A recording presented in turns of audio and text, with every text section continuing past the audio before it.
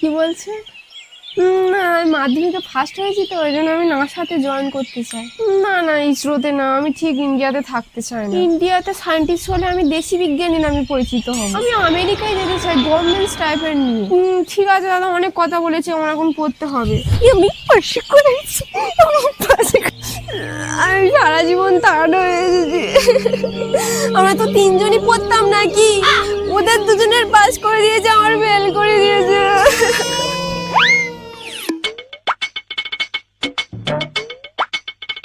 আমাদের দাবি মানতে হবে। আমাদের ইংলিশে কেন ফেল করাবে? অন্যান্য সাবজেক্টে ফেল করাবে তবু ঠিক আছে, আমরা কেন ইংলিশে ফেল করবে? সারা বছর বয়ফ্রেন্ডের সাথে ইংলিশে কথা বলি, ইংলিশে চ্যাট করি। পরীক্ষার আগের দিন পর্যন্ত আমি ওর সাথে ইংলিশ মুভি দেখেছি। ইংলিশে কেন ফেল করবে? ইংলিশে কেন?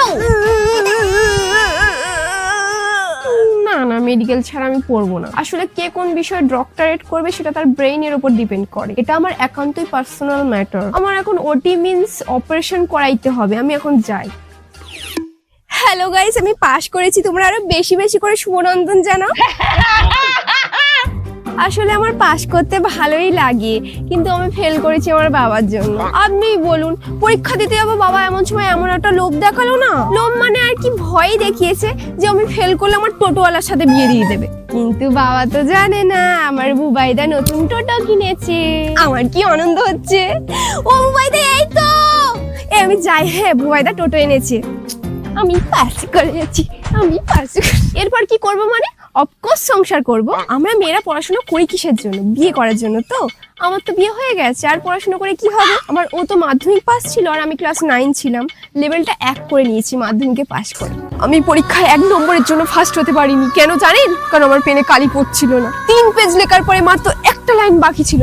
সেই সময় আমার পেনের কালি শেষ হয়ে গেল। আমি কত লিখেছি কিন্তু একটুও কালি পড়ে নাই। ঘষতে ঘষতে খাতার পেজ ছিঁড়ে গেছে, তবু কালি পড়ে নাই। আমি সবার কাছে হাত জোড়ো করে মিনতি করে পেন চেয়েছি, কেউ একটাও পেন দেয় নাই। এ জীবন আমি